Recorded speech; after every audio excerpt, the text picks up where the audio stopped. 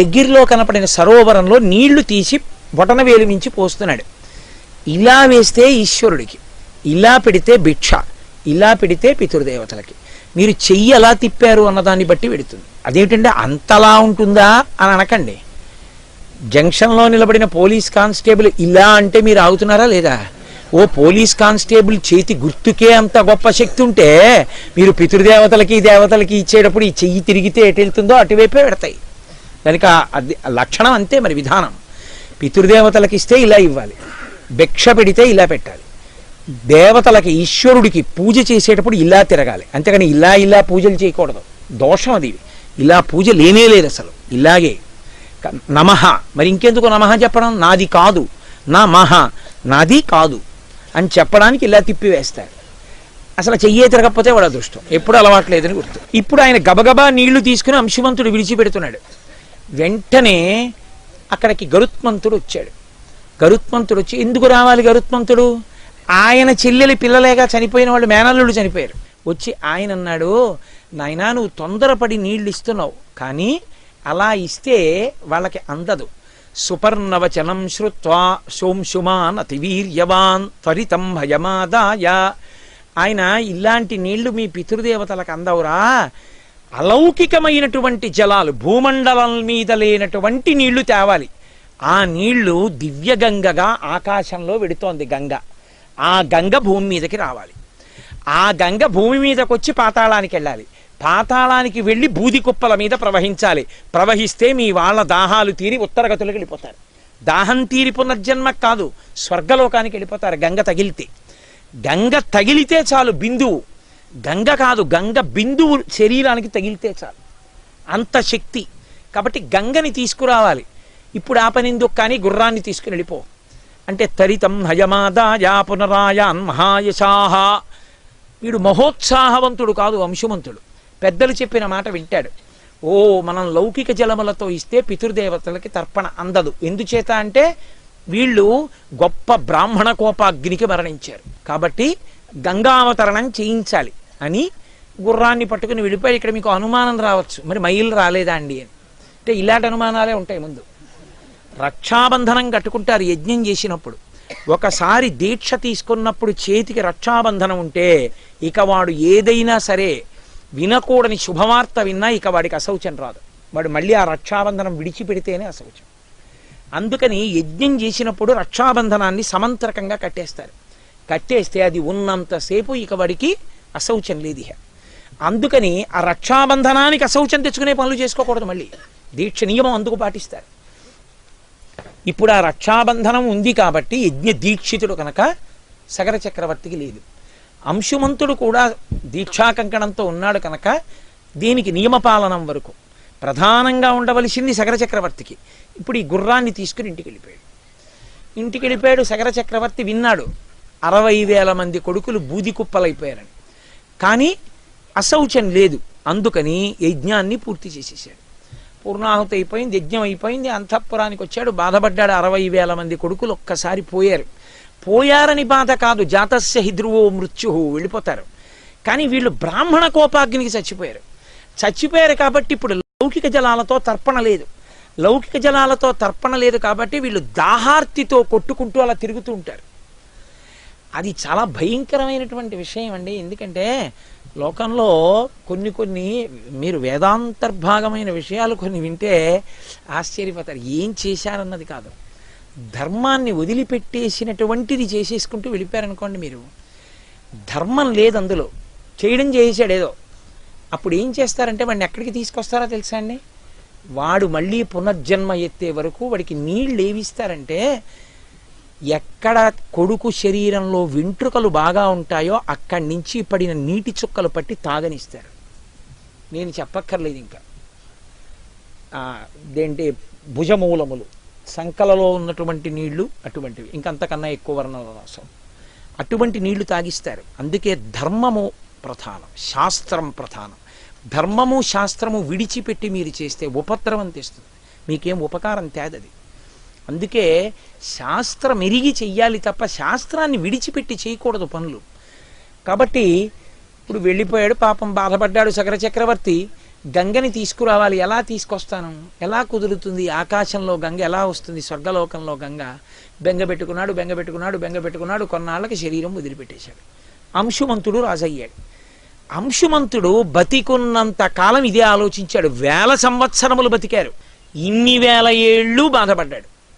అరే ఎలాగరా నా పితృదేవతలకి తరింపచేయడం, ఎలా వస్తుంది గంగ? ఆలోచించాడు. ఏం చేసినా గంగని తీసుకురావడానికి అవకాశం లేదు. కాబట్టి ఆయన కూడా బెంగ పెట్టుకుని అలా శరీరాన్ని నడిపించి రాజ్య పరిపాలన ధార్మికంగా చేసి ఆ తర్వాత శరీరాన్ని వదిలి స్వర్గలోకానికి వెళ్ళిపోయాడు. వీళ్ళు అలాగే తిరుగుతున్నారు. వీళ్ళ తర్వాత వాళ్ళు వెళ్ళిపోతున్నారు స్వర్గానికి. ఒక్క మహోత్సాహం, అపారమైన ఉత్సాహం ఎంత ప్రమాదం తెచ్చిందో చూడండి. చెయ్యొచ్చా చేయకూడదా చూడకుండా చేసే పనిలే మహోత్సాహం. కాబట్టి ఇప్పుడు ఎలా, ఏం చేస్తే బాగుంటుంది? పాపం అంశుమంతుడు వెళ్ళిపోయాడు. తర్వాత దిలీపుడు వచ్చాడు. మహానుభావుడు దిలీపుడు. ఆయన చాలా కాలం ఆలోచించాడు. దిలీపుడు రాజ్యం చేశాడు. ఆయన శరీరం వదిలిపెట్టేశాడు. ఆయన గంగని తేలేడు. వంశంలో తర్వాత వాళ్ళు వెళ్ళిపోతున్నారు. గంగా అవతరణం లేదు. కాబట్టి వాళ్ళు దాహంతో అలాగే తిరుగుతున్నారు. ఇప్పుడు భగీరథుడు జన్మించాడు. ఆయన సింహాసనాన్ని మంత్రులకు అప్పజెప్పి బిడ్డలు లేరు ఆయనకి, వంశం లేదు. 2 బెంగలు. అయ్యో ఇక్ష్వాకు వంశం ఆగిపోయింది. 2 పితృదేవతలు చూస్తే అలా తిరుగుతున్నారు దాహంతో. పితృదేవతానుగ్రహం ఉంటే తప్ప వంశం నడవదు, అదో ఇబ్బంది ఉంది మళ్ళీ. అందుకని నేను ఎలాగైనా సగరుల్ని తరింప చెయ్యాలని ఆలోచించాడు. అంటే మనం నిజానికి ఒక్క తద్దినం పెట్టడానికి అలోమని ఏడుస్తాం. నిజంగా పితృకార్యానికి ఎంత జాగ్రత్త ఇచ్చారో, ఎంత జాగ్రత్తగా బతికారో, ధర్మవైక్లభ్యం కలగకుండా దేవతారాధన, పితృదేవతారాధన ఎంత గొప్పగా చేశారో సనాతన ధర్మంలో. అసలు వింటూ ఉంటేనే రామాయణం పులకరింతలొచ్చి మనం ఇలా బ్రతకాలన్నమాట అనిపిస్తుంది. కాబట్టి ఇప్పుడు భగీరథుడు గోకర్ణ క్షేత్రానికి వెళ్ళాడు. బొటనవేలు మీద నిలబడి కొన్ని 1000 సంవత్సరములు ఊర్ధ్వబాహు పంచతపాహ మాసాహారో జితేంద్రియ తస్య వర్ష సహస్రాణి ఘోరే తపసి తిష్ఠితః. ఊర్ధ్వబాహు, ఇలా 2 చేతులు పైకెత్తి పెట్టి, అదేం తేలికనుకుంటారు, ఇలా పెడితే బాగానే ఉంటుంది. ఓ పావుగంట పెట్టండి తెలుస్తుంది. ఇవన్నీ లాగేస్తాయి. 2 చేతులు పైకెత్తి పంచాగ్నిహోత్ర తపస్సు చేశాడు. అంటే 4 వైపులా అగ్నిహోత్రాన్ని పెట్టుకుంటారు. కళ్ళు ఇలా సూర్యుడినే చూస్తారు. అంటే అసలు ఆ కళ్ళు ఎంత బడలిపోతాయి. నిలబడింది కాలి బొటన వేలు మీద నిలబడ్డాడు. నెలకి ఒక్కసారి ఆహారం తినేవాడు. అంత ఘోరమైన తపస్సు చేశాడు బ్రహ్మగారి కోసం. అంత గొప్ప తపస్సు చేసి 1000 సంవత్సరములు చేశాడు. చేస్తే ఎవరి కోసం? తన కోసం కాదు, పితృదేవతల్ని తరింప చేయడం కోసం. చతుర్ముఖ బ్రహ్మగారు దేవతలతో కలిసి హంసవాహనం మీద వచ్చాడు. వచ్చి నాయన ఏం కావాలరా, ఇంత ఘోరమైన తపస్సు చేస్తున్నావు అన్నాడు. మహానుభావ, నాకు 2 కోరికలు. ఒకటి, ఇక్ష్వాకు వంశం ఆగిపోకుండా తంతువుగా నడవాలి. ఎప్పుడూ మా వంశంలో మగపిల్లల కోసం బెంగే. ఇక ముందు ఆ బెంగ ఉండకూడదు. నా వంశం నడవాలి. తథాస్తు. నీకు బిడ్డలు జన్మిస్తారు. ఇక్ష్వాకు వంశం అప్రతిహతంగా నడుస్తుంది. ఇంకేం కావాలి? మా పితృదేవతలు ఇత పూర్వం మాకు ముందు పడిపోయిన పితరులు కనీసం వాళ్ళకి ఉదకం కూడా లేదు, లేక దాహంతో తిరుగుతున్నారు సగరులు 60,000 మంది. వాళ్ళని తరింప చేయడానికి గంగని విడిచిపెట్టు పైనుంచి కిందకన్నాడు.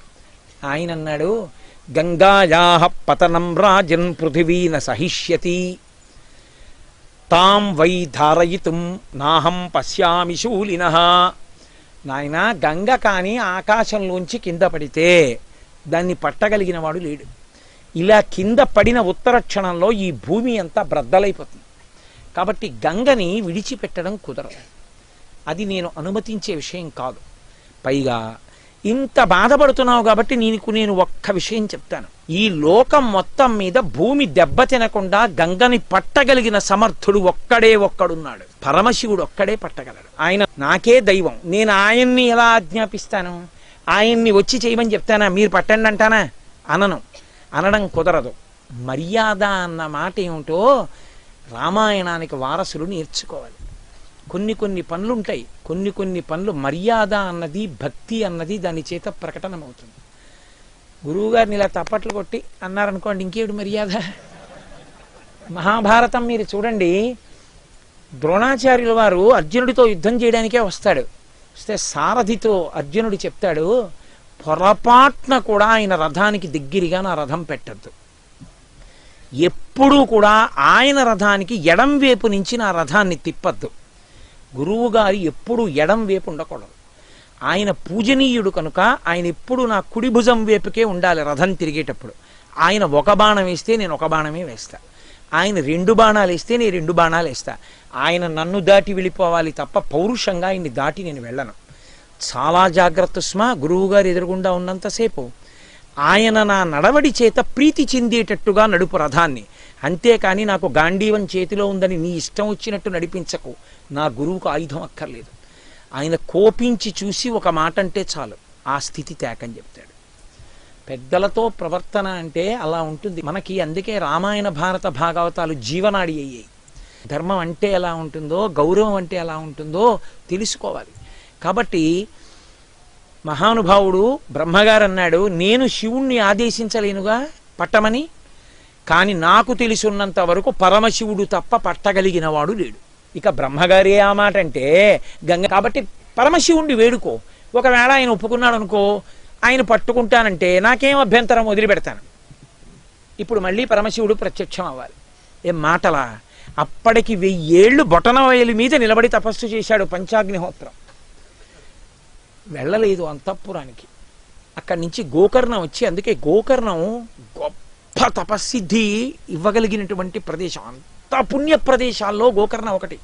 దక్షిణ దేశంలో గోకర్ణం లాంటి క్షేత్రం చాలా అరుదు. అద్భుతమైన క్షేత్రం గోకర్ణం. కాబట్టి అక్కడికి వెళ్ళి పరమశివుడి గురించి మళ్ళీ తపస్సు మొదలుపెట్టాడు. అబ్బో, మళ్ళీ ఘోరమైన తపస్సు చేశాడు. చేస్తే పరమేశ్వరుడు ప్రత్యక్షమయ్యాడు. ప్రత్యక్షమయ్యి ఆయన అన్నాడు, నీకేం కావాలి అని అడగలేదు. ప్రీతస్తేహం నరశ్రేష్ఠ కరిష్యామి తవా ప్రియం శిరసా ధారయిష్యామి శైలరాజసుతామహం. ఆయన అన్నాడు, నీ తపస్సుకి ప్రీతి చెందాను. ఓ భగీరథుడా, గంగ హిమవంతుని యొక్క పెద్ద కూతురు. పెద్ద కూతురైనటువంటి గంగ ఊర్ధ్వలోకాల్లో ప్రవహిస్తోంది. ఆమెని వదిలిపెట్టమను, నేను పట్టుకుంటాను అంటే ఆయన అన్నాడు, ఎక్కడ నిలబడతారు మీరు పట్టుకోవడానికి అన్నాడు.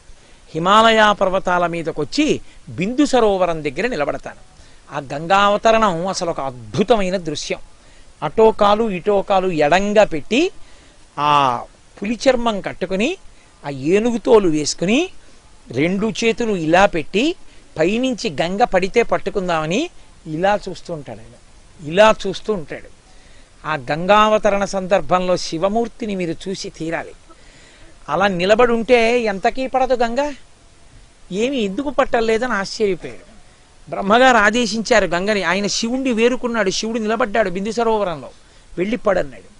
ఆవిడంది వెర్రివాడు, పిచ్చివాడు, తెలియక నిలబడ్డాడు అలాగా. నేను పడితే తట్టుకుంటాడా? ఈడ్చేస్తాను శివుణ్ణి. శివుడితో పాటు భూమిని లాగేస్తా పాతాళానికి. బద్దలైపోతుంది భూమి. నేను పైనుంచి పడితే మొసళ్లతో, రాక్షసులతో, కూర్మాలతో, చేపలతో నేను పైనుంచి పడుతుంటే తడుకులతో, మెరుపులతో మేఘమండలం పడిపోతున్నట్టుంటుంది. అందుకని పట్టుకోలేడు, తెలియక నించున్నాడు. తప్పు, ఉద్ధతితో మాట్లాడుతున్నావు, పైనుంచి కింద పడు అన్నాడు.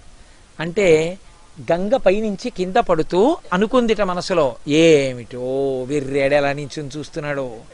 ఆ జటాజూటం మీద నేను పడితే తల అదిరిపోయి తల బద్దలై కింద పడిపోతాడు. ఈడ్చేస్తాను, నన్ను పట్టుకుంటానని మొనగాళ్ళ నించున్నాడు అనుకుంది. ఆ పైనుంచి కింద పడే ముందు అహంకరించినటువంటి గంగ యొక్క మనసులో ఉన్న భావనని పసిగట్టాడు పరమేశ్వరుడు. ఓహో, నేనే పట్టలేను, నన్నే ఈడుస్తానంటోంది, చూద్దామేమిటో అనుకున్నాడు. అనుకుని జటాజూటాన్ని, ఆయన జటాజూటం అంటే వ్యోమవత్యత్తదేహాయ దక్షిణామూర్తయే నమః. ఆకాశం ఎంత ఉంటుందో అదంతా ఆయన జటాజూటం. పెద్ద జటాజూటాన్ని పెంచాడు. అంతే. గగనా శంకర స్థిత తతో ధరణిమాశ్రిత. ఆవిడొచ్చి సాకథం చిన్మహింగంతుం న శక్నోద్యత్నమస్థిత నైవ నిర్గమనం లేభే జటామండలమోహిత. ఆ పైనుంచి మొసళ్లతో రాక్షసులతో పెద్ద పెద్ద తాబేళ్లతో చేపలతో వచ్చి ఆ గంగ తెల్లగా మెరిసిపోతూ జలధారలు ఆయన యొక్క ఆ జటాజూటంలో పడిపోతున్నాయి. కొన్ని సంవత్సరాలు గడిచిపోయింది, తిరుగుతూనే ఉంది జటాజూటంలో. ఎంత వేగంగా తిరిగినా, ఎంత పెరిగిపోతున్నా జలధార, అందులోంచి ఒక చుక్క కూడా పైనుంచి కింద పడలేదు. అహంకరించిందిగా ఈడ్చేస్తానని కట్టేశాడు, అందులో తిరుగుతోంది. దాన్ని ప్రార్థన చేశాడు రావణాసురుడు.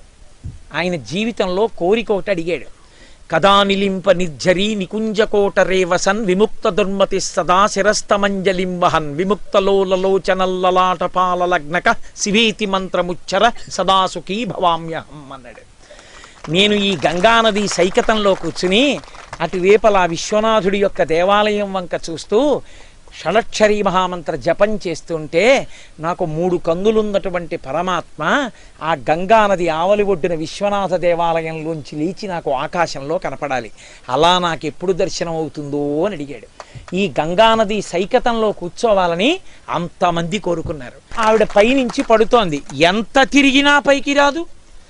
ఇదే అంటాడు, జటాటవీగలజ్జల ప్రవాహ పావిత స్థలే గళేవలం వ్యలంబితాం భుజంగతుంగమాలికాం ఢమఢమఢమఢమన్ నినాదమడ్డమర్వయం చకార చండ తండవం తనోతు న శివ శివం జటాకటాహ సంభ్రమ భ్రమన్నిలింప నిర్జరీ విలోలవీ వల్లరీ విరాజమానమూర్ధని ధగద్ధగద్ధగద్ధగజ్జలల్లలాట పట్టపావకే కిశోర చంద్రశేఖరే రతి ప్రతిక్షణం మమ అగర్వ సర్వమంగళా కళా కదంబ మంజరీ రస ప్రవాహ మాధురీ విజృంభణా మధువ్రతం స్మరాంతకం భవాంతకం పురాంతకం మఖాంతకం గజాంధకాంతకాంతకం తమంతకాంతకం భజే అంటాడు. ఆ జటాజూటంలో ఒక బిందెలో నీళ్లు ఎలా తిరుగుతాయో అలా ఆయన నర్తన చేస్తూ ఉంటే, తాండవం చేస్తూ ఉంటే ఆ నీళ్లు తిరుగుతుంటాయిట. ఆ నీటికి తడిసినటువంటి జటలు అరుణ జటేశ్వరుడని తడికి తడిసిపోయి ఎర్రటి జటలు ఇలా వేలాడుతుంటాయిట. అటువంటి పరమేశ్వరుడు ఆ గంగని కట్టేసి ఉంచేశాడు. ఆయన ఇలా నిలబడ్డాడు. ఈ చమత్కారం చూడ్డానికి, ఈ ఆశ్చర్యం చూడ్డానికి 33 కోట్ల మంది దేవతలు నిలబడి చూస్తున్నారు. ఏమి ఆశ్చర్యం రా, ఇలా పడిపోతోంది గంగా, ఒక చుక్క కింద పట్టలేదు, కట్టేశాడు పరమేశ్వరుడు. పాపం అవతల ఉన్న శిఖరం మీద భగీరథుడు నిలబడ్డాడు, గంగ కిందకు వస్తుంది, పాతాళానికి తీసుకెళ్దాం.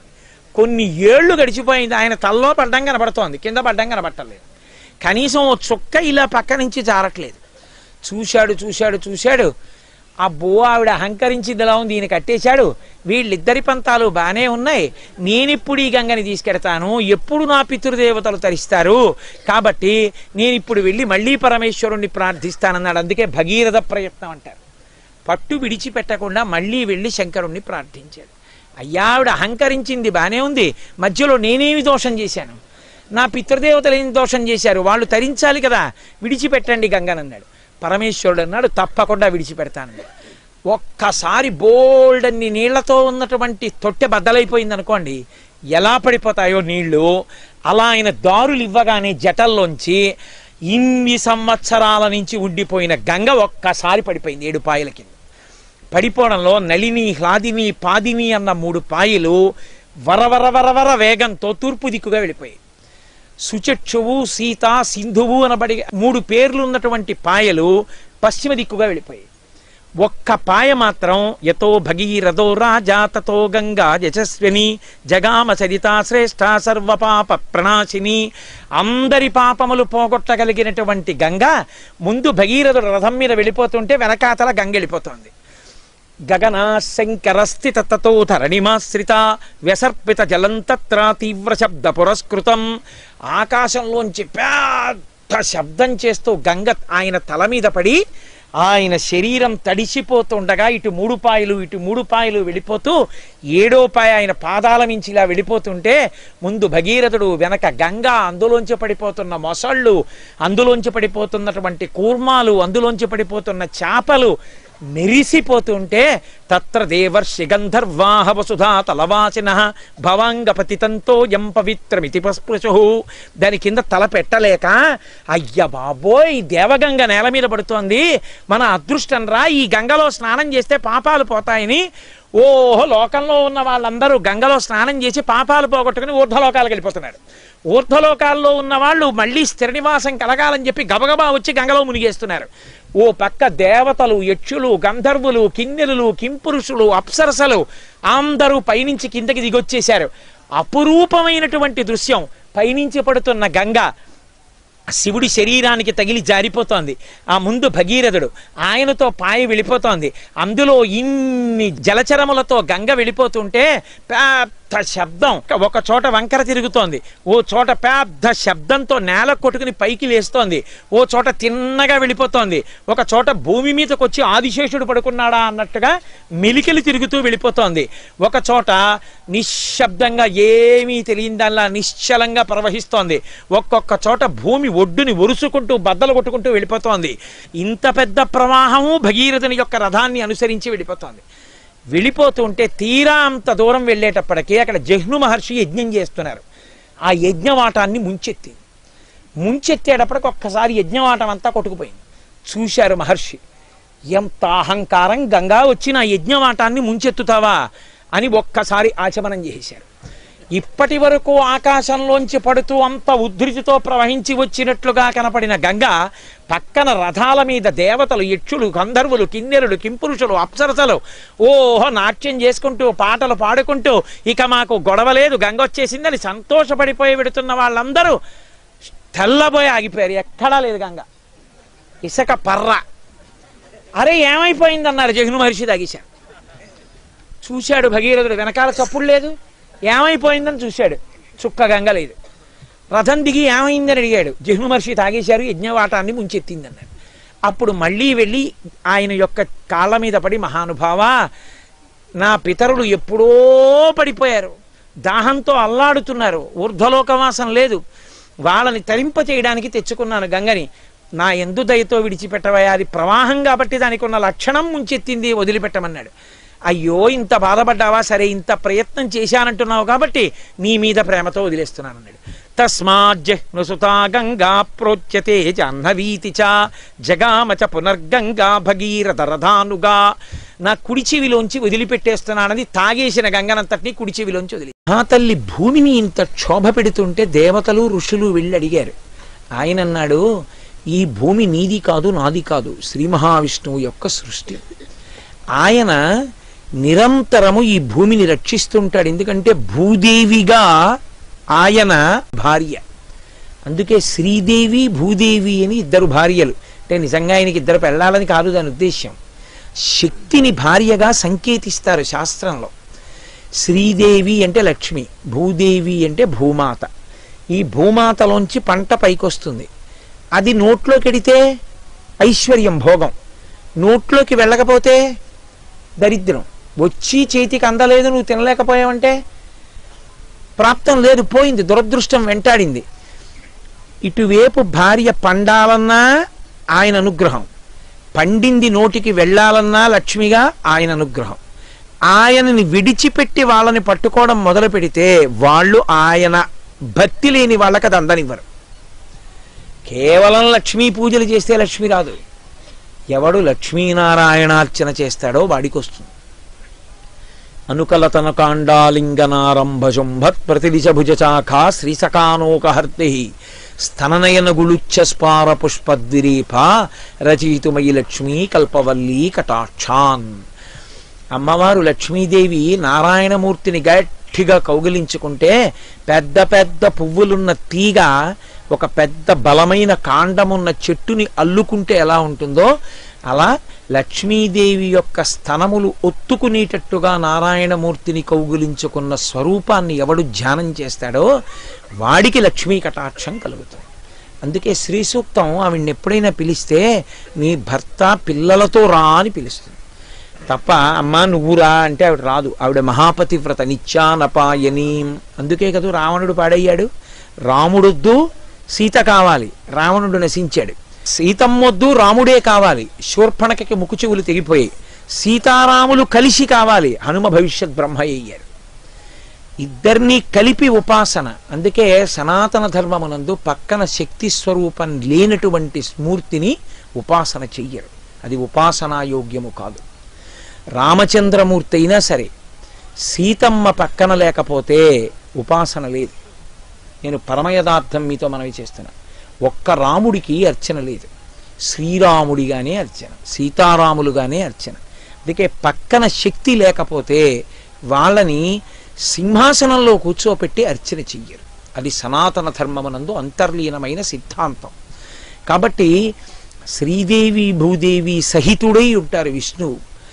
అటువంటి స్వామి ఈ భూమిని సర్వదా కాపాడుతూ ఉంటారు. కాపిలం రూపమస్తాయ, ఆయన ప్రస్తుతం కపిల మహర్షి రూపంలో ఈ భూమండలం మీద ఉన్నారు. బ్రహ్మగారు చెప్తున్నారు దేవతలకి ఋషులకి, ధారయత్యనిశం ధరాం, అనిశం ఎల్లప్పుడూ ఈ భూమిని కాపాడుతుంటాడు. తస్య కోపాగ్నినా దగ్ధ భవిష్యంతి నృపాత్మజాః. ఇది నిర్ణయం అయింది చాలా కాలం క్రితమే. మహోత్సాహవంతులైనటువంటి వాళ్ళు 60,000 మంది ఈ భూమి మీద పుట్టారు కనుక ఋషి అనుగ్రహం చేత వాళ్ళు వాళ్ళ మహోత్సాహం కారణంగానే ఒకానొక నాడు శ్రీ మహావిష్ణువు యొక్క ఆగ్రహము చేత నశించిపోతారు అని నిర్ణయింపబడింది. కాబట్టి ఆయనకి కోపం వస్తుంది. ఆయనకి కోపం వస్తే వీళ్ళు మాడిపోతారు. మీరు బెంగ పెట్టుకోకండి, వెళ్ళిపోండి అన్నాడు. తిరిగి వచ్చేశారు. అప్పుడు కాదు, గంగావతరణంలో. ఎప్పుడూ జ్ఞాపకం పెట్టుకోవాలి. ఎప్పుడైనా సరే భూమిని ఖేదపడితే శ్రీ మహావిష్ణువు అంగీకరించారు. కాబట్టి తస్య కోపాగ్నినా దగ్ధా భవిష్యంతి నృపాత్మజాః. రాబోవు కాలంలో వీళ్ళు మరణిస్తారు. సరే, అందరూ వెళ్ళిపోయారు, దేవతలు వెళ్ళిపోయారు, ఋషులు వెళ్ళిపోయారు, కాలం నడుస్తోంది. వీళ్ళు తవ్వుకుంటూ వెళ్ళిపోయారు, ఆ పాతాళలోకానికి వెళ్ళిపోయారు. పాతాళలోకం అంతా చూసేశారు. వాళ్ళకి కనపడలేదు గుర్రం. మళ్ళీ తిరిగి వచ్చారు. తిరిగొచ్చి మళ్ళీ దీక్షితుడైనటువంటి సగర చక్రవర్తికి నమస్కరించారు. నాన్నగారు, వెతికేశాం, పాతాళం వరకు గోతులు పెట్టి వెళ్ళిపోయాం, కానీ మాకు కనపడలేదు గుర్రం, ఏం చేయమంటారని అడిగారు. ఈ మాటతో మీరు రావడానికి వీల్లేదు, మళ్ళీ వెళ్ళండి, మళ్ళీ అన్ని దిక్కుల నుంచి పాతాళంలో ప్రవేశించండి, వెతికి గుర్రాన్ని తీసుకుని రండి, అప్పటి వరకు నేను లేవను. నేను కానీ లేచానా రాజ్యానికి, మన వంశానికి, నాకు, అందరికీ ఉపద్రవం వస్తుంది. కాబట్టి నేను లేవవచ్చా అని అడిగాడు మహర్షుల్ని. నేను వెళ్ళవచ్చా యజ్ఞాశ్వం కోసం? యజ్ఞదీక్షితుడైన వాడు అలా లేచి వెళ్ళడానికి వీల్లేదు. నువ్వు చేయించిన మేము కూడా నశించిపోతాం, కాబట్టి అలా చెయ్యకూడదు. యజ్ఞాలు చేయించే ముందు బ్రాహ్మణులు ఆలోచించుకోవాలి, అలా చేయించచ్చా అని. ఎంత నిర్ద్వందంగా చెప్పారో చూడండి. ఆ రోజున అర్థం పర్థం లేనటువంటి యజ్ఞయాగాదులు చేయించకూడదు బ్రాహ్మణులు. అందుకే నిస్సందేహంగా చెప్పారు, లేచి వెడితే నశించిపోతావు, వెళ్ళడానికి వీల్లేదు. ఆయన మళ్ళీ సగరుల్ని పంపించాడు 60,000 మందిని. మళ్ళీ వీళ్ళు బయలుదేరారు. బయలుదేరి మళ్ళీ పాతాళలోకానికి వెళ్ళి తూర్పు దిక్కుగా వెళ్ళారు. తూర్పు దిక్కుగా వెళ్ళి అణువు గాలించేశారు. గాలించేస్తే వాళ్ళకు ఒక పెద్ద ఏనుగు కనపడింది. దిశాగజం విరూపాక్షం ధారయంతం మహీతలం. దాని పేరు విరూపాక్షము, ఆ ఏనుగు పేరు. మనం దిగ్గజాలు అంటాం. అది తూర్పు దిక్కున భూమిని మోస్తూ ఉంటుంది తన యొక్క కుంభస్థలం మీద. దానికి అప్పుడప్పుడు బాధ కలుగుతుంది, నిప్పెడుతుంది. నిప్పెడితే చూడండి, తట్ట మోసేవాళ్ళు ఒక్కసారి ఇలా అని మళ్ళీ ఇలా పెట్టుకుంటారు, అలా అంటుంది. అలా అని ఎప్పుడందో ఎటువైపు దిగ్గజం తల ఊపిందో అటువైపు భూకంపం వస్తుంది. కాబట్టి భూకంపములు రావడానికి కారణం అది అని రామాయణ అంతర్గతం. దిశాగజం విరూపాక్షం ధారయంతం మహీతలం. ఆ విరూపాక్షం అనేటటువంటి ఏనుగు భూమిని మోస్తోంది. వాళ్ళు దానికి ప్రదక్షిణం చేశారు, నమస్కారం చేశారు. మా గుర్రం ఎక్కడుంది అని అడిగారు. మీ పని మీరు చేసుకోండి అందది. ఎందుకంటే వాళ్ళది మంగళకర కార్యం కాదు, మహోత్సాహవంతులు. వాళ్ళు విష్ణు స్వరూపం చేత కాల్చబడతారు. ఎందుకంటే అటువంటి వాళ్ళు ఉంటే లోకానికి ఉపద్రవం. కాబట్టి వాళ్ళు తూర్పు దిక్కున విన్న విరూపాక్షానికి నమస్కరించి దక్షిణ దిక్కుకు వచ్చారు. ఒక పెద్ద పర్వతమా అన్నట్టుగా దక్షిణ దిక్కున ఒక ఏనుగు మోస్తోంది. ఆ దక్షిణ దిక్కున భూమిని మోసేటటువంటి ఏనుగు పేరు మహాపద్మం. అదొక దిగ్గజం. వాటి పేర్లు వింటే చాలండి, మహాపుణ్యం. కాబట్టి దిగ్గజం మహాపద్మం అన్నది మోస్తోంది. దానికి ప్రదక్షిణం చేశారు, నమస్కారం చేశారు. అక్కడి నుంచి బయలుదేరారు, పశ్చిమ దిక్కుకు వచ్చారంటే ప్రదక్షిణ పురస్సరంగా తిరుగుతున్నారు వాడు పాతాళం దగ్గర. పశ్చిమ దిక్కుకు వచ్చారు. అక్కడికి వచ్చేటప్పటికి వాళ్ళకి సౌమనసం అనబడేటటువంటి ఒక పెద్ద ఏనుగు కనపడి, దదృశిస్తే మహాబలవంతులైనటువంటి వాళ్ళు ఆ ఏనుగుని చూశారు. దిశా గజం సౌమనసం దదృశిస్తే మహాబలాహ, దాన్ని చూసి దానికో నమస్కారం చేశారు, దాని చుట్టూ తిరిగారు. ప్రదక్షిణం చేసి ఉత్తర దిక్కుకు వచ్చారు. భద్రం భద్రేణ వపుషాం ధారయత్య నిశంధరాం, మహాభద్రము అని పిలువబడేటటువంటి ఒక దిగ్గజం ఉత్తర దిక్కున భూమిని మోస్తోంది. దానికి ప్రదక్షిణం చేశారు. ప్రదక్షిణం చేసి ఇప్పుడు 4 దిక్కులా కనపడలేదు. ఇప్పుడు ఇక ఈశాన్యము, ఆగ్నేయము, నైరుతి, వాయవ్యము మిగిలాయి. అందుకని ఈశాన్య దిక్కుకు వెళ్ళారు. ఈశాన సర్వ విద్యానాం ఈశ్వర సర్వభూతానాం అని కదా, ఆ ఈశాన్య దిక్కున కపిల మహర్షి కూర్చుని ఉన్నారు. ఆయన తపస్సు చేసుకున్నారు. భాగవతంలో కపిల మహర్షి గురించి ఎంత గొప్పగా చెప్తారో విష్ణుమాంశ. ఈ ఇంద్రుడు బ్రహ్మగారు చెప్పిన మాట నిజం అవ్వాలి, మహోత్సాహవంతులు ఉండకూడదు, భూమికి ఎప్పటికైనా ప్రమాదం. అందుకని ఈ గుర్రాన్ని తీసుకెళ్ళి కపిల మహర్షి ఆశ్రమంలో కట్టేశారు. వీళ్ళు ఆ ఈశాన్య దిక్కుకు వెళ్ళగానే కపిల మహర్షి ఆశ్రమం కనపడింది, అందులో వాళ్ళ గుర్రం కనపడింది. ఆయన ధ్యానం చేసుకుని తపస్సమాధిలో ఉన్నారు. వీళ్ళు ఎప్పుడైతే చూశారో గుర్రాన్ని, కపిల మహర్షిని చూశారో, ఈ దుర్మార్గుడేరా మన యజ్ఞాశ్వాన్ని ఎత్తుకొచ్చాడు, తీసుకొచ్చి తన ఆశ్రమంలో కట్టేసి ఎలా కూర్చున్నాడో చూడు. నాన్నగారి నాళ్ళ నుంచి దీక్షితుడై ఉండిపోయాడు, మనం ఇంత కష్టపడ్డాం, కనీసం ఆయన్ని అడగలేదు, తపస్సు చేసుకుంటున్నవాడని ఒక నమస్కారం చేయలేదు, మీరు ఈ అశ్వాన్ని తెచ్చారా అనలేదు. 60,000 మంది నాగళ్ళు చెట్లు అన్నీ పట్టుకుని పెద్ద కేకలేస్తూ ఆయన్ని కొట్టేస్తామని 60,000 మంది ఒక తపస్వి మీదకి వెళ్ళారు. ఏమిట్రా ఇంత చప్పుడు వచ్చింది అని కపిల మహర్షి కళ్ళు తెరిచారు. ఒక్కసారి ఎదురుగుండా పరిగెత్తుకొస్తున్నటువంటి 60,000 మందిని చూశారు. రోషేన మహతావిష్టోహుంకారమకరోత్తదా తస్య భస్మరాశి కృతా సర్వే కాకుచ్చ సగరాత్మజాహ. ఆ కపిల మహర్షి ఒక్కసారి కళ్ళు తెరిచి చూసి 60,000 మంది నిష్కారణంగా ఇలా నా మీదకి వస్తున్నారేమిటి అని, తపశ్శక్తే. ఆయన హుం అని ఇలా కళ్ళు బాగా పెద్దవి చేశారు. ఆయన ఇలా హుంకారం చేసి కళ్ళు తెరిచేసరికి అందులోంచి వచ్చినటువంటి కోపాగ్నికి 60,000 మంది పరిగెత్తుకొస్తున్న వాళ్ళు 60,000 బూది కుప్పలై పడిపోయారు, కాలిపోయారు ఆ కోపాగ్నికి. పాతాళంలో 60,000 బూది కుప్పలు పడిపోయాయి. అసలు ఏమైపోయారో సగరులు ఎవరికీ తెలియదు. చాలా కాలం అయిపోయింది. సగర చక్రవర్తి అలా ఉండిపోయాడు యజ్ఞదీక్షితుడై. ఎంతకాలమైనా తిరిగి రారు సగరులు.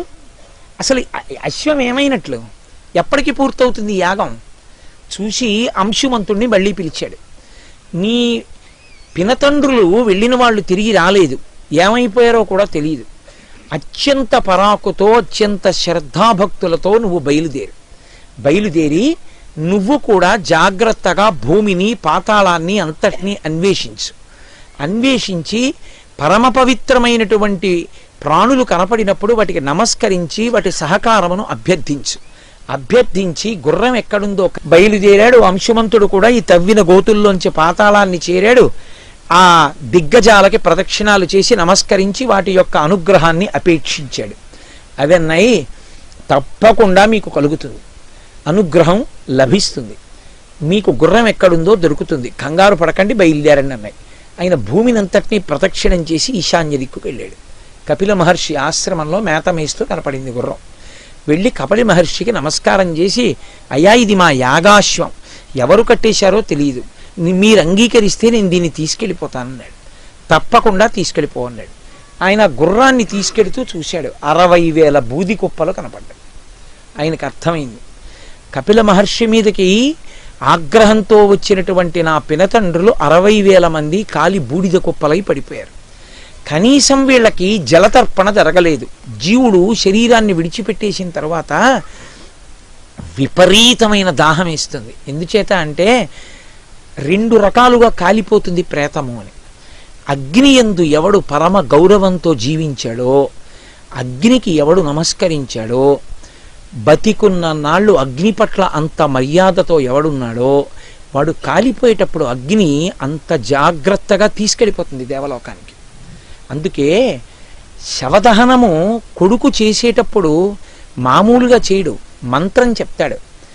నా తండ్రి బ్రతికున్నన్నాళ్ళు అగ్నిహోత్రం చేశాడు, నా తండ్రి బ్రతికున్నన్నాళ్ళు నిన్ను ఆరాధించాడు, నా తండ్రిని నువ్వు గౌరవంగా దేవలోకానికి తీసుకెళ్ళిపో. ఏ నా తండ్రి బ్రతికున్నంతకాలం నీలో హవిస్సునిచ్చి దేవతలకిచ్చాడో ఆ తండ్రిని హవిస్సుగా వేస్తున్నాను నీలో. కాబట్టి ఈయన్ని దేవతల దగ్గరికి తీసుకెళ్ళు. ఈయన పాపమును దృష్టిలో పెట్టుకోకు. పాపమును దృష్టిలో పెట్టుకుని భగ్గుని ఒక చోట కాల్చి ఒక చోట కాల్చకుండా వదిలిపెట్టకు. అప్పుడు బూది కాడు, సప్తధాతువుల్లో కొన్ని మిగిలిపోయి క్రూర జంతువులు ఎత్తుకుపోతాయి, కుక్కలు పక్షులు ఎత్తుకుపోయి తింటాయి. దాని చేత చాలా ఇబ్బంది పడతాడు. అందుకని ఓ అగ్నిహోత్రమా, మా తండ్రిని ఎందు గౌరవం ఉన్నవాడు, ఆ గౌరవాన్ని నువ్వు ఇవాళ దృష్టిలో పెట్టుకుని ఆయన్ని తీసుకెళ్ళు, అలా కాల్చు శరీరాన్ని మంత్రం చెప్పి అప్పుడు కట్టెల మీద పెట్టి నెయ్యి పోస్తాడు. అందుకే ప్రేత సంస్కారమునందు మంత్రభాగాన్ని అన్వయించేసి సనాతన ధర్మంలో అంత గౌరవాన్ని చూపించారు. అది ఆ అగ్నిహోత్రుడు పాపిష్టని తీసుకెళ్లేటప్పుడు అలా తీసుకెళ్ళాడు. ఆయనకి అసహ్యం, కాల్చి యారి కాల్చేస్తాడంతే. అందుకే అగ్ని యందు కనీస మర్యాద పాటించాలి. అందుకే పూర్వం ఇంట్లో వంట చేస్తే స్నానం చేస్తే తప్ప అగ్నిని వెలిగించేవారు కాదు. ఆ అన్నం తింటాడు యజమాని, స్నానం చేసిన తర్వాతే అగ్ని రగల్చేవారు. స్నానం చేసి అన్నం వండిన తర్వాత ఆయన కర్మ, ఆయన ఎందుకు అన్నం వండి పెట్టాలి? నీ ఇంటి వంట బ్రాహ్మణుడు ఆయన ఎందుకు వండడం అంటే ఆయనకి ఒక శాసనం ఒకటి ఉంది. కవ్యం కవ్యాసినామపి పాకంచ కురుతే వహ్నిః శంకరస్య ఇవ శాసనాత్ లింగపురాణం చెప్తుంది. పరమేశ్వరుడు ఆదేశించాడు, శంకరుడు ఈ ప్రాణులు బ్రతకవయా, ఉడికిన అన్నం తినకపోతే వీళ్ళకి అన్నం వండి పెట్టు అన్నాడు. అందుకని శంకర శాసనానికి భయపడి మన ఇంట వంట బ్రాహ్మణుడిగా వంట చేస్తాడు. వంట చేస్తున్నాడు కదా అని ఏ బట్టలతో పడితే ఆ బట్టలతో స్నానం చేయకుండా వచ్చి అగ్నిహోత్రాన్ని వెలిగించరు. అందుకే స్నానం చేసిన తరువాతనే అగ్ని వెలిగిస్తారు. అగ్ని వెలిగించి మళ్ళీ వంట అంతా అయిపోయిన తర్వాత ఇంటి ఇల్లాలు ఆ వండిన అన్నం ఏదుందో ఆ అన్నంలో ఒక 2-3 మెతుకులు తీసి నీతి పిసర దాని మీద వేసి ఒక్క 2-3 మెతుకులు ఈ 3 వేళ్లతో పట్టుకుని దివిషద్వర్గము నీ ముఖంబున సంతృప్తిన్ గాంచు నీశుగాస్తవముల్ అంటూ శ్లోకం చెప్పి కనీసమో నమస్కారం పెట్టి ఆ అగ్నిహోత్రం దగ్గర వేస్తూ, గ్యాస్ స్టవ్ కదండి అంటే ఒక మెతుకన్నా వేయాలి. అది మర్యాద. ఆ మర్యాద లేకుండా అగ్నిని వాడుకున్నవాణ్ణి ఎలా కాల్చాలో ఎప్పుడు కాల్చాలో వాడికి తెలుసు. అందుకని ప్రేతాన్ని కాల్చేటప్పుడు కూడా అగ్ని ప్రార్థనే చేసి అగ్నిహోత్రంలో వేస్తారు, హవిస్సుగా వేస్తాడు తండ్రిని కొడుకు. అందుకు కొడుకు ఉండాలని అడుగుతారు. కొడుకు లేడనుకోండి, ఉత్తరాధికారి ఏడి మంత్రం చెప్పడానికి? నా తండ్రి అన్న మాట వాడడానికి ఆ గోత్రంతో యజ్ఞం చేసి హవిస్ ఇవ్వడానికి లేడు ఉత్తరాధికారి, కర్మ సంతానం లేడు. అందుకేడుస్తాడు పురుషుడు, అరే నాకు సంతానం కొడుకులు లేకపోయారే అని ఎడవడానికి కారణం అది. అంతేగాని వాడు ఇంకోటి వెలగబెడతాడని కాదు. అందుకే వేదం ఎప్పుడు చెప్పినా ఒకటే చెప్తుంది, అగ్ని పట్ల చాలా జాగ్రత్తగా ఉండు, అగ్నితో చాలా జాగ్రత్తగా ఉండు, చాలా జాగ్రత్తగా ఉండు, అదే నిన్ను తీసుకెడుతుంది. ఎందుకని? అగ్ని పట్ల మర్యాద లేని వాడిని అగ్నిహోత్రుడు దేవలోకాలకి తీసుకెళ్ళడం. ఎందుకు తీసుకెడతాడు? శరీరాన్ని హవిస్సుగా ఒక్కనాటికి తీసుకెళ్ళడం. ఆయన తీసుకెళ్ళకపోతే, ఆ మంత్రాన్ని అంగీకరించకపోతే వీడు యమసదనం వైపుకి వెళ్ళిపోతాడు. అందుకే మర్యాదతో ఉండాలి అగ్నిహోత్రం విషయంలో. ఎవరికా పాపము అంటే ఇంటి ఇల్లాలిది కాదు, యజమానిదే. యజమాని చెప్పాలి, స్నానం చెయ్యకుండా వెలిగించకు, కాఫీ తాగపోతే చచ్చిపోతానండి అన్న బాధ ఉంటే కనీసం పసుపు నీళ్లు భార్య చల్లుకుని అగ్నిహోత్రాన్ని వెలిగించాలి. పసుపు నీళ్లు 3 మాటలు చల్లుకుంటే స్నానమే ఆడదానికి వేదంలో. నేను పసుపు నీళ్లు చల్లుకుని స్టవ్ వెలిగించి కాఫీ పెట్టాలి. ఏమీ లేకుండా నిద్రమంచం మించి లేచొచ్చి దిక్కుమాల బట్టలతో అగ్నిహోత్రాన్ని వెలిగిస్తే ఆయనకి తెలుసు ఎప్పుడు ఇది చూపించాలో దీనికి ప్రతిఫలాన్ని. అప్పుడు ఏడుస్తాడు, అరే ఎంత తాపత్రయపడ్డాను రా, పాడైపోయానని. కాబట్టి అగ్నితో జాగ్రత్తగా ఉండాలి. అగ్ని ఎటువంటి అగ్ని పట్టుకుంది అన్నదాన్ని బట్టి ఉత్తరగతులు ఉంటాయి. వేదోపబ్రహ్మణము రామాయణం. అందుకే అంత జాగ్రత్తగా చెప్తారు వాల్మీకి మహర్షి ఏది చెప్పినా. కొడుకు రగల్చాలి, అగ్నిని రగల్చి అందులో వెయ్యాలి తండ్రి శరీరాన్ని. ఇప్పుడు వాళ్ళు ఎలా చచ్చిపోయారు? వాళ్ళు చచ్చిపోయింది సామాన్య కారణానికి కాదు, అసలు వాళ్ళని కాల్చింది కొడుకులు కారు, సమంత్రకం కాదు, భయంకరమైన కోపాగ్నికి చనిపోయారు, బ్రాహ్మణ కోపాగ్నికి చనిపోయారు వాళ్ళు. ఇప్పుడు వీళ్ళకి సామాన్యమైన జలములతో తర్పణిస్తే వాళ్ళకి దాహం తీరదు, వాళ్ళ నీళ్లు తాగడానికి వాళ్ళకి అధికారం ఉండదు. అంటే చూడండి, మనిషి బతికుండగా చేసినటువంటి దోషాలు తరువాతి కాలంలో ఎలా కట్టి కుడిపేస్తాయో చూడండి. ఇప్పుడు వాడికి దాహం తీరదు. ఎందుకని? మనకి ఒక నెల్లాళ్లలో ఒక పక్షం అయితే వాళ్ళకి పగలం, ఒక పక్షం అయితే పితృదేవతాలోకానికి వెళ్ళిపోతే కాలమానం మారిపోతుంది, ఒక పగలు ఒక రాత్రి. అమావాస్య తిథి వాడికి పట్టపగలం. ఆ పట్టపగలలో అమావాస్య మధ్యాహ్నం 12 గంటలకి పితృదేవతలు ఇంటి ముందుకు వస్తారు. అందుకే అమావాస్య అండి మధ్యాహ్నం 12ంటికి ఇంటి ముందు వెళ్ళకండి అంటారు. కారణం ఏమిటంటే ప్రతి వాళ్ళ పితృదేవతలు ఇంటి ముందుకు వచ్చి నిలబడి ఆ కొడుకు ఏమైనా పెడతాడేమో అని చూస్తారు. ఏమీ పెట్టకపోతే అమావాస్య నాడు మిట్ట మధ్యాహ్నం 12 గంటలకి యజమాని ఎక్కడుంటాడో అక్కడ లేచి నిలబడి ఇలా అనాలి 3 మాటలు. నేను చెప్పట్లేదు, వేదం చెప్తాను. ఇలా అంటే, నాన్నగారండి నేను ఇవాళ మీకేం చేయలేకపోయాను, ఏమనుకోకండి అని. ఇలా కూడా అనకుండా వాడు అన్నం తిని భోగం అనుభవిస్తున్నాడు అనుకోండి, చక్కా పడుకున్నాడు, పితృదేవతలు శపించి వెళ్ళిపోతారు. వాణ్ణి కాదు, వాడి బిడ్డల్ని. వంశం మీదకి తగులుతుంది ఆ దెబ్బ. ఇప్పుడు నేను అవన్నీ చెప్పలేను కానీ కష్టం, కానీ మళ్ళీ ఇప్పుడు సమన్వయం చేస్తే శ్రీరామాయణంలో బాలకాండలోనే వస్తుంది, అవన్నీ అహల్యావృత్తాంతంలో వస్తుంది సమన్వయంలో. కాబట్టి పితృతర్పణ చేసి తీరాలి అమావాస్య మధ్యాహ్నం 12 గంటలకి.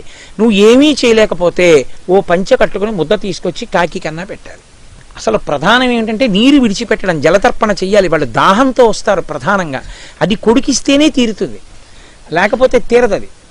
ఎంఆర్ఓ ఆఫీస్లోనే రేషన్ కార్డు ఇచ్చినట్టు కొడుకు అదొక గొప్ప అధికారం, వాడే పొయ్యాలి ఆ నీళ్లు, ఇతరులు పోస్తే చెల్లదు. కాబట్టి లౌకికాగ్నికి కాలలేదు సగరులు, లౌకికాగ్ని చేత కాలలేదు కాబట్టి వాళ్ళకి తీసుకొచ్చి మీరు భూమండలంలో ఉన్న ఏ నీటిని పోసినా వాళ్ళకి అందదది. అందకపోతే ఏమవుతుంది? జీవుడికి దాహం అంతేనండి, దాహం జీవుడిది. ఇది విడిచిపెట్టాక పితృదేవతా రూపంలో ఉన్న నువ్వు ఇంత గొప్పగా పెంచుకున్నావు నీ పిల్లల్ని, నువ్వు బతికున్నప్పుడు అమావాస్య నాడు మీ నాన్నకు పోయిలే, నీ కొడుకు ఎందుకు పోస్తాడు? వాడు పోయాడు, వాడికి తెలియదు అసలు పొయ్యాలని కూడా, వాళ్ళ నాన్న ఎప్పుడన్నా పోస్తే కదూ. అందుకని ఏడుస్తూ వచ్చి గుమ్మం దగ్గరికి ఏడుస్తూ వెళ్ళిపోతాడు. దాహం నాలుక పిడచకట్టుకుపోతుంది. తద్దినన్నాడు కూడా పెట్టని ధర్మాత్ముడైతే వాడి గురించి చెప్పనక్కర్లేదు. కాబట్టి ఈ కొడుకు చేయడు, ఎందుకంటే అమావాస్య నాడు ఇవ్వడం తండ్రి అలవాటు చేసుకోలేదు, ఈ కొడుకు ఎక్కడి నుంచి వస్తుంది? కాబట్టి లౌకికాగ్ని చేత మరణించిన వాళ్ళు అయితేనే లౌకికమైన జలములు అంటే భూమి మీద ఉన్న జలముల చేత తర్పణ చేయవచ్చు. లౌకికాగ్నితో కాలిన వాళ్ళు కాకపోతే మామూలుగా తర్పణతో వాళ్ళకి అందదు. వాళ్ళు చచ్చిపోయింది మామూలు అగ్నికి కాల్చబడిన వాళ్ళు కారు, వాళ్ళు మామూలు కారణానికి చనిపోలా, వాళ్ళు అపారమైనటువంటి క్రోధం కపిల మహర్షి యొక్క కోపాగ్ని జ్వాలలకు మరణించారు. ఇప్పుడు వాళ్ళకి తర్పణ ఎలా ఇస్తాడు? తెలియక అంశుమంతుడు చూడగానే అయ్యయ్యయ్యయ్యో 60,000 మంది పినతండ్రులు ఏకకాలంలో చచ్చిపోయారు, కనీసం వాళ్ళకి తర్పణ ఇవ్వాలి. మిగిలిన కొడుకు నేను ఒకనే, వాళ్ళకి బిడ్డలు లేరు, మిగిలిన వాడెవరు? వాళ్ళకి అన్నగారు అసమంజసుడి కొడుకు అంశుమంతుడు, మా బాబాయిలు కదా నాకెందుకని వెళ్ళిపోలేదు. అంటే పితృకార్యాన్ని ఎంత గౌరవించిందో చూడండి ఈ దేశం. కాబట్టి నేను నీళ్ళు ఇవ్వాలని ముందు గుర్రాన్ని అక్కడ విడిచిపెట్టేసి పరిగెత్తి అక్కడ దగ్గరలో కనపడిన సరోవరంలో నీళ్లు తీసి బొటనవేలు మించి పోస్తున్నాడు. ఇలా వేస్తే ఈశ్వరుడికి, ఇలా పెడితే భిక్ష, ఇలా పెడితే పితృదేవతలకి. మీరు చెయ్యి ఎలా తిప్పారు అన్నదాన్ని బట్టి పెడుతుంది. అదేమిటంటే అంతలా ఉంటుందా అని అనకండి. జంక్షన్లో నిలబడిన పోలీస్ కానిస్టేబుల్ ఇలా అంటే మీరు ఆగుతున్నారా లేదా? ఓ పోలీస్ కానిస్టేబుల్ చేతి గుర్తుకే అంత గొప్ప శక్తి ఉంటే మీరు పితృదేవతలకి దేవతలకి ఇచ్చేటప్పుడు ఈ చెయ్యి తిరిగితే ఎటు వెళ్తుందో అటువైపే పెడతాయి. దానికి అది లక్షణం అంతే మరి విధానం. పితృదేవతలకి ఇస్తే ఇలా ఇవ్వాలి, భిక్ష పెడితే ఇలా పెట్టాలి, దేవతలకి ఈశ్వరుడికి పూజ చేసేటప్పుడు ఇలా తిరగాలి, అంతేకాని ఇలా పూజలు చేయకూడదు, దోషం అది. ఇలా పూజ లేనే లేదు అసలు, ఇలాగే నమః. మరి ఇంకెందుకు నమః చెప్పడం? నాది కాదు, నా మహ, నాది కాదు అని చెప్పడానికి ఇలా తిప్పివేస్తారు. అసలు చెయ్యే తిరగకపోతే వాడు అదృష్టం. ఎప్పుడు అలా